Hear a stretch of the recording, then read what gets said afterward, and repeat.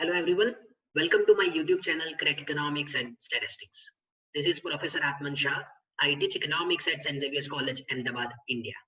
In this video, I am going to discuss how to calculate Karl Pearson's correlation coefficient using SPSS. Kindly subscribe to my YouTube channel to find more videos on SPSS, statistics and economics. So let's begin with the idea of correlation analysis. The correlation analysis is a statistical tool to examine the association between two variables, whether two variables are positively or negatively related, and what is the intensity of their relationship. There are various methods to calculate the correlation coefficient, and Karl Pearson's method is one of them. So when we have the normally distributed variables and interval or ratio scaled variables, then Karl Pearson's correlation coefficient is used to examine the association between them. So it says that the normality assumption is required to use this method, and therefore this method, the Karl Pearson's method, is a parametric method.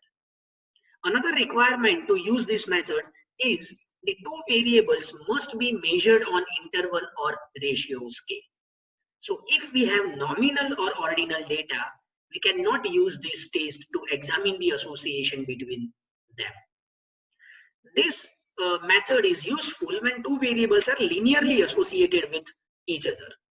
So it means that it measures the linear relationship between two variables.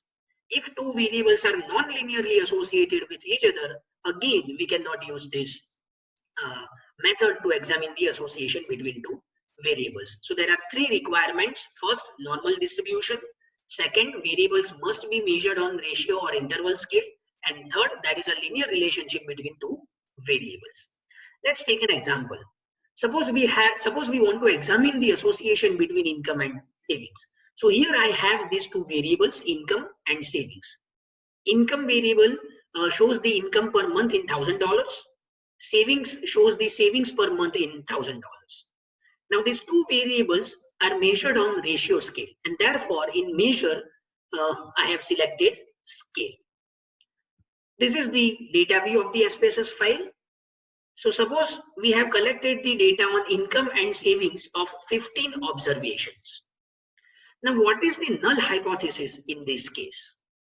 The null hypothesis is there is no correlation between income and savings, or income and savings are independent of each other. The alternative hypothesis is there is a significant correlation between income and savings, or income and savings are not independent of each other.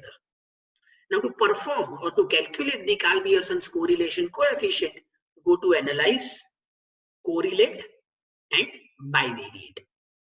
Again, go to Analyze, Correlate, Bivariate. Now click on Bivariate.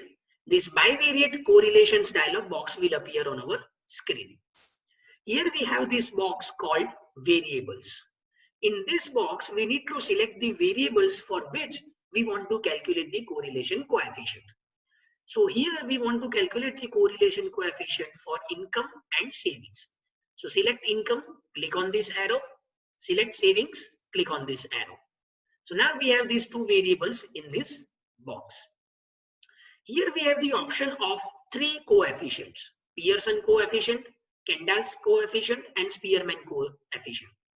By default, the Pearson's coefficient is selected. So there is no need to change anything.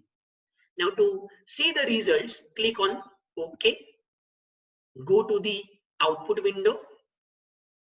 You can see the correlation matrix. Now this correlation matrix shows the correlation coefficient between two variables and the variable itself. So this one correlation coefficient shows the correlation between income per month and income per month. Similarly, this one shows the correlation between saving per month and savings per month. This value, that is 0.733, is the Pearson's correlation coefficient.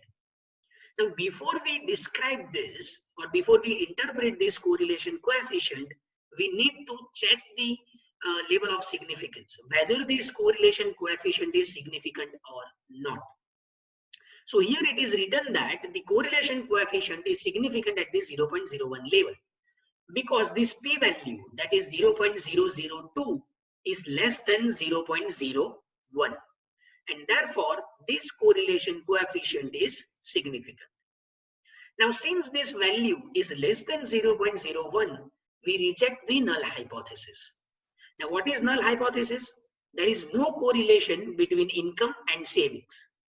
We reject that null hypothesis, and therefore we conclude that there is a strong positive correlation between income and savings. Now, why we have strong positive correlation? Because the value is positive and it is between 0.5 and 1. And therefore, we have the strong positive correlation between income and savings. So this is how you can perform or you can calculate the Karl-Pearson's correlation coefficient and the interpretation of the correlation matrix.